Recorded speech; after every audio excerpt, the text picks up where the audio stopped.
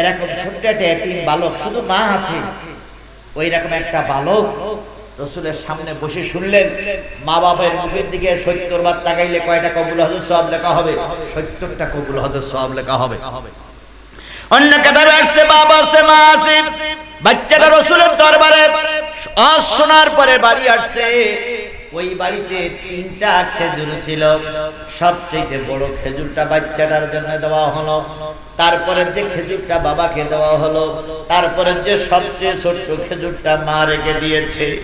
ছোট্ট বালকটা নবীজির দরবার থেকে ফিরে এসে একবার মার মুখের দিকে তাকায় আর একবার বাবার মুখের দিকে তাকায়, চোখের পানি ফেলায় কাঁদে আর কয়, আল্লাহ, এই সেই বাবা, এই সেই মা যাদের কারণে আমি দুনিয়ার মুখ দেখেছি। মা মনে মনে ভাবে সন্তানের খেজুরটা মনে হয় ছোট হয়ে গেছে, তাই কিছু বলতে পারে না, মুখের দিকে তাকায়। এবার খেজুরটা পাল্টে দেয়, তারপরও ছেলে মার মুখের দিকে তাকায়, বাবার মুখের দিকে তাকায়। মার খেজুরটাও ছেলের দিকে, ছেলেকে দেয়, তারপরও ছেলে মায়ের মুখের দিকে তাকায়, বাবার মুখের দিকে তাকায়। ৩টি খেজুর সব ছেলেকে দিল, তারপরে ছেলে মায়ের মুখের দিকে তাকায়, বাবার মুখের দিকে তাকায়। এবার মা জননী বুকের ভিতরে জড়াই ধরে বলতেছে, বাজান রে, তোর চোখ বেয়ে কেন পানি পড়ে? তুই কেন কাঁদিস? নিচের দিক তাকাই দেখ, ৩টা খেজুর তোকে দিয়েছি। ছেলে যখন বলতেছে, মা, আমি খেজুরের জন্য তাকাই না, আল্লাহর নবী বলেছেন একবার মায়ের মুখের দিকে যদি কেউ তাকায় আর এই নিয়ত করে, আল্লাহ, আমি যখন ছোট ছিলাম আমার আশ্রয়স্থল ছিল আমার মা। যদি কোন সন্তান বাবার মুখের দিকে তাকায় আর বলে, আল্লাহ, আমি যখন ছোট ছিলাম কোলে পিঠে করে মানুষ করেছে আমার বাবা, এরকম দয়ার কথা মনে করে যদি বাবার মুখের দিকে একবার তাকায়, মার মুখের দিকে একবার তাকায়, একটা করে কবুল হজের সওয়াব লেখা হয়। এমনকি ৭০ বারও যদি কেউ তাকায়, ৭০টা কবুল হজের সওয়াব লেখা হয়। তাই তো তোমার মুখের দিকে, আব্বার মুখের দিকে তাকায়। মা তখন বুকের ভিতরে জড়াই ধরে বলতেছে, আল্লাহ,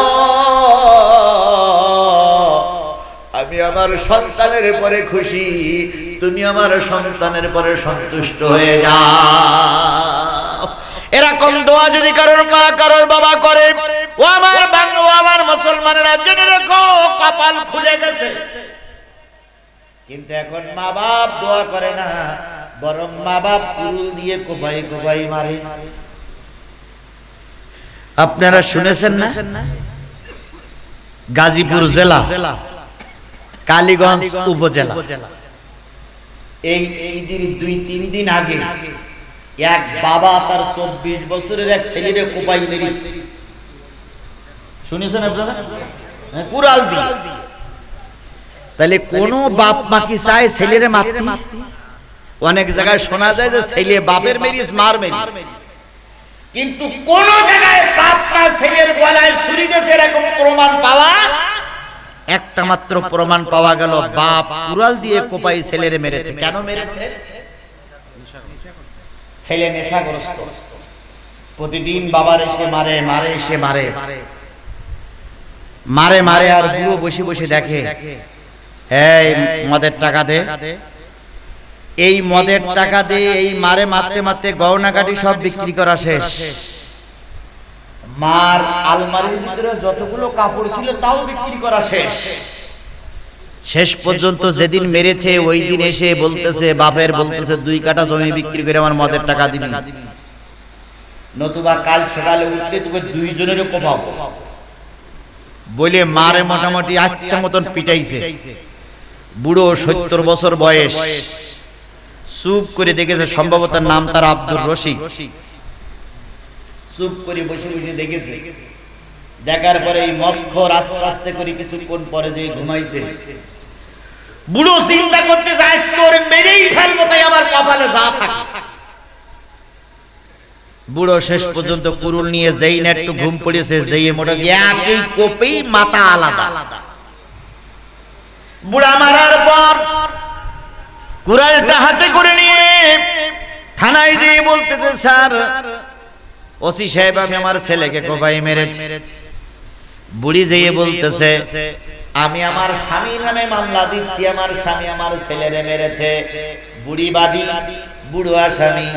এইবার যখন থানায় নেওয়া হলো, চারিদিক থেকে সাংবাদিক এসে হাজির হলো। সাংবাদিকরা জিজ্ঞেস করলো বুড়ির কাছে, বুড়োর কাছে কেন মারা হলো? বুড়ো আর বুড়ি যা জবানবন্দি দিয়েছে তাই আপনাদের সঙ্গে বলতেছি। ও ছিল মাতাল।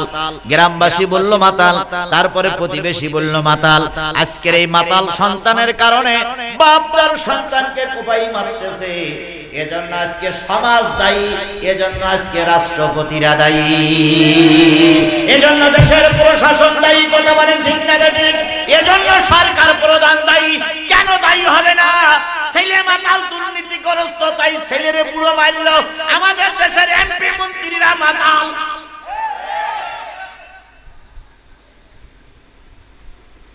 আপনাদের এই বগুড়ায়, আপনাদের এই বগুড়ায় আমরা দূর থেকে দেখতেছি নেতার ছেলে পুলিশ ফাঁড়িতে, নেতার ছেলে পুলিশ ফাঁড়িতে, সেই পুলিশ ফাঁড়িতে নেতা ছাড়াই আনতে গিয়ে কোপাকুপি হইয়ে এখন বিরাট মামলা চলতেছে। আজকে যদি সব ছেলেরা কোরআনওয়ালা হতো, সব ছেলেরা যদি ইসলামপন্থী হতো, সব ছেলেরা যদি ভালো হতো, কোন বাপ ছেলেরে কোপাই মারতো না। হবে কি করে? নেতা হইল ডাকাত। ডাকাত হইল সেই লোক যে সবাই সামনে ছিনতাই করে। ভোট দেয়নি, রাতারাতি ৭০,০০০ ভোটে পাস করে গেছে, তাহলে ও ডাকাত না? ও ডাকাতির বাচ্চা ডাকাত না? আর এ যারা ভোট দেশে, ভোট দেওয়ার সহযোগিতা করে চোর আসো, তাহলে নেতা ডাকাত, কর্মীরা চোর। আর এর যে প্রশাসন সহযোগিতা করেছে, এরা ওই বিএনজির রক্তে জন্ম। তাহলে যদি উপরে সিঁড়িয়ে এইরকম হয়, আবার এনারা এসে কয় ভাইরা আমার, বোনেরা আমার, মাদকের সরাসরি হয়েছে। অথচ যদি কি বলে ওর গাল চেক করা হয়, তোমার মদ চেয়ে নিয়ে এই জন্য বলতেছিলাম পিতামাতার সঙ্গে সুন্দর আচরণ করতে হবে। কার নির্দেশ? এই মুসলমানের স্পষ্ট করে বলেন কার নির্দেশ? কাদের কাদের মা বেশি আছে একটু হাত তোলেন তো। ওরে আল্লাহ, সবার মা বেশি আছে, বাবু বেশি আছে। এবারে বলুন, এই যে গতকালকে ঈদ হয়ে গেল, ঈদের দিনে যখন গিয়েছিলেন তখন শেষে দোয়া চাইলেন কার কাছে? মার কাছে দোয়া নিলেন? আপনারা নিছেন? যদি কাজা হয়ে যায় আজকে নিবেন। এবার ঈদগার ময়দান থেকে এসে সর্বপ্রথম খোঁজটা নেবেন কার? মা। কারণ মা আপনার 10 মাস 10 দিন পেটে ধারণ করেছিল। মার ছোট্ট জায়গা দিয়ে যখন আপনি দুনিয়ার মুখ দেখলেন, একটা দুইটা নয় 36টা নারী ছিঁড়ে আপনি দুনিয়ার মুখে আসলেন।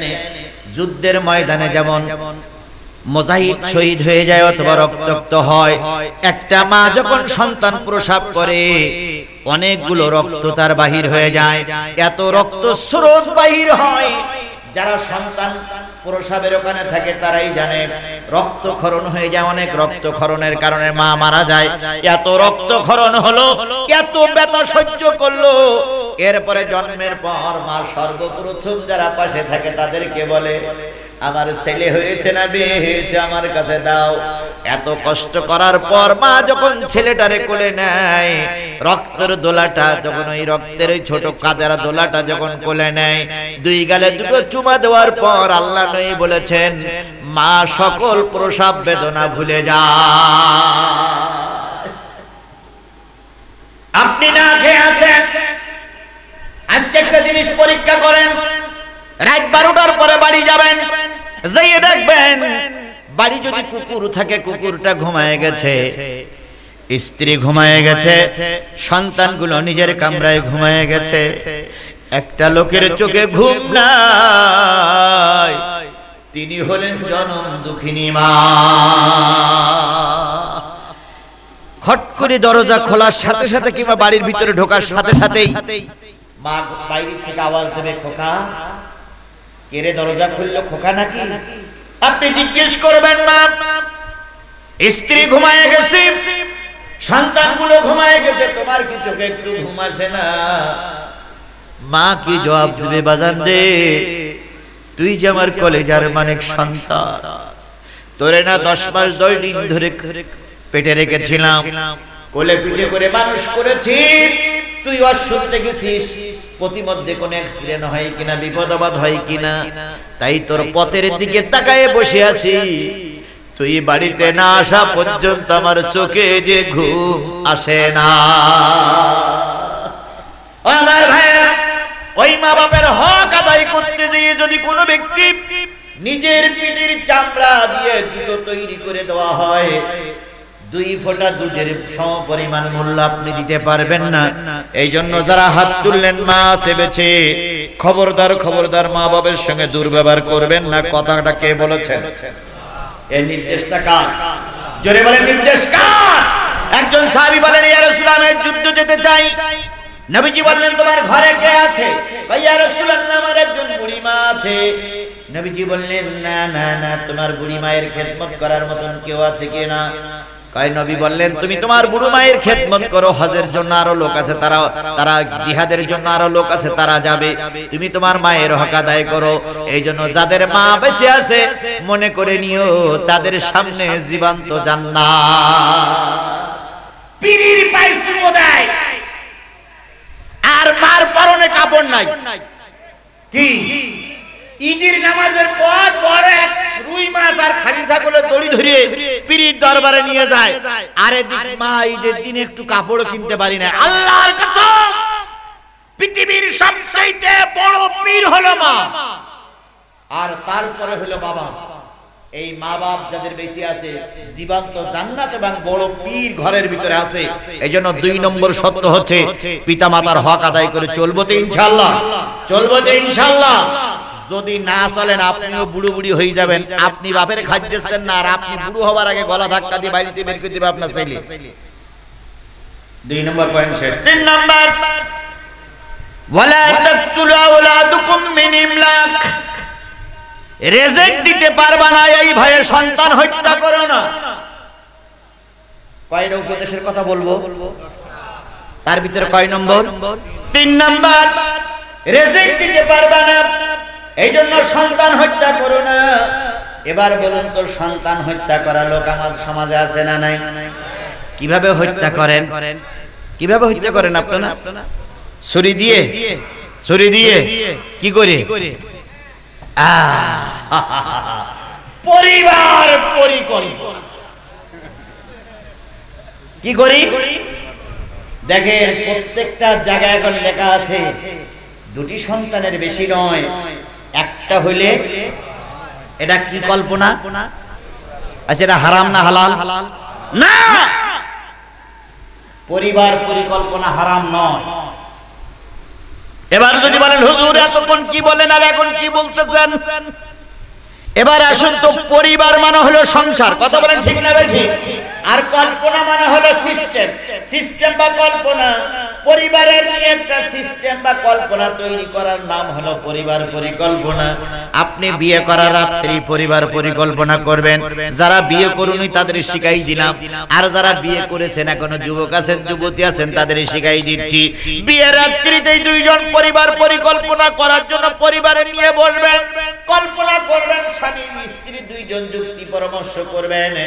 3টা সন্তান যদি হয়, বড়টারে হাফেজ বানাবো, 2 নম্বরটারে মাওলানা বানাবো, 3 নম্বর সন্তানটারে ইঞ্জিনিয়ার বানাবো কি ডাক্তার বানাবো। অথবা 3টা সন্তান আল্লাহ যদি আমাদের দেয়, বড় সন্তানটারে হাফেজ বানানোর পরে ডাক্তার বানাবো, মেজে সন্তানটারে দাখিল পাস করার পরে ইঞ্জিনিয়ার করব। এই যে কল্পনা করা, স্বামী স্ত্রী 2 জন এক জায়গায় বসে যুক্তি পরামর্শ করা, এটার নাম হলো পরিবার পরিকল্পনা। আর আমাদের পরিবার পরিকল্পনা কি? একটা হওয়ার পরে নারী কি বাদ দাও, আর নাইতে পুরুষের 2টো আছে, একটা ছাড়াই দাও।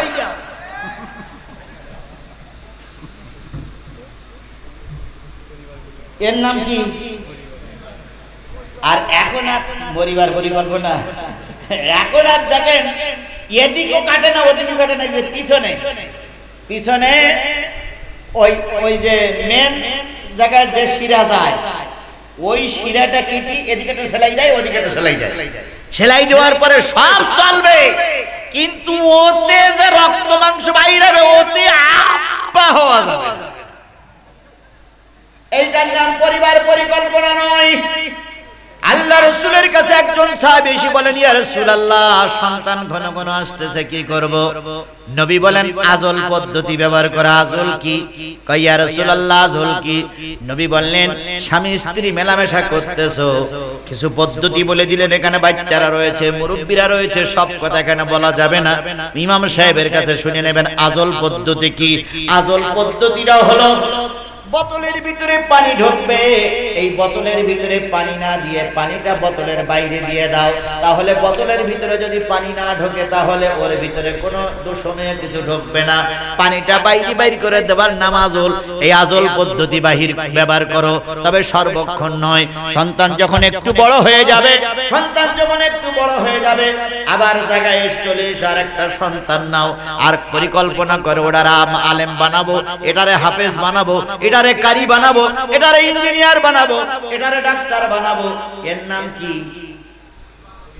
মনে থাকবে তো? পরিবার পরিকল্পনা মানে সেটা কাটা না বলো। পরিবার পরিকল্পনার নাম মানে ওই গরুর মতন বাদ দেওয়া না বলো।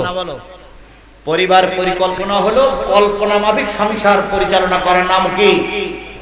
আল্লাহ রাব্বুল আলামিন বলতেছে, খেতে দিতে পারবা না তাই সন্তান বন্ধ করে দিও না।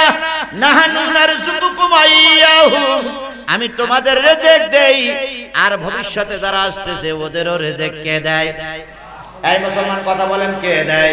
খুবই গুরুত্বপূর্ণ কথা, খুবই গুরুত্বপূর্ণ কথা, দয়া করে শুনতে হবে। যদি বুঝতে বাকি থাকে আমি বলতেছি, 151, 152, 153 কোন সূরা?